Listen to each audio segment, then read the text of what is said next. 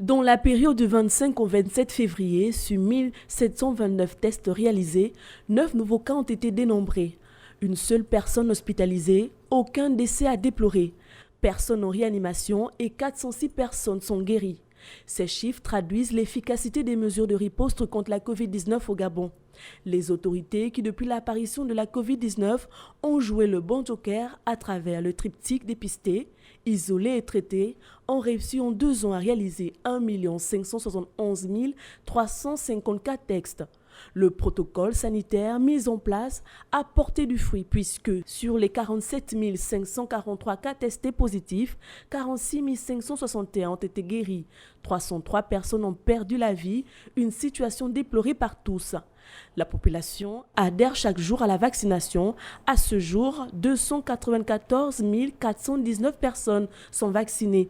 Les populations applaudissent dès demain les sacrifices consentis par l'État pour sécuriser sa population. Mais à l'heure où le monde s'ouvre, car en 2 ans, l'épidémie a affecté, barricadé tous les pays et renversé les économies. Certains pays européens ont allégé les mesures. En Afrique, beaucoup de pays ont levé le couvre-feu et plusieurs autres mesures restrictives, l'exemple récent du Congo-Brazzaville. Le Gabon reste constant dans sa logique de protéger ses populations. Une position salutaire certes, mais qui, si l'on s'en tient aux chiffres du COPIL datant du 25 février, pourrait être réétudié. Les autorités vont aider toutes les victimes collatérales de la pandémie à reprendre petit à petit goût à la vie. Cela permettrait certainement à tous les citoyens qui depuis 2 ans sont dépourvus de tous les moyens de vivre et d'arrêter de survivre. Cela aiderait aussi ceux qui entreprennent la nuit et qui, grâce à ce travail, nourrissent leur famille, de ne plus composer avec l'humiliation, de retourner vivre chez des amis ou en famille.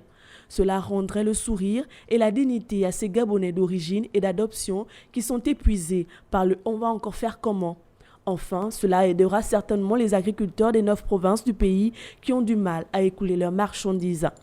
2 ans après l'apparition du virus, les autorités gabonaises peuvent se satisfaire d'avoir relevé le défi avec des arguments valables, mais n'est-il pas temps de revenir à un allègement de ces mesures qui participent à un mieux-être collectif et qui encouragent les efforts du plan d'accélération de la transformation ?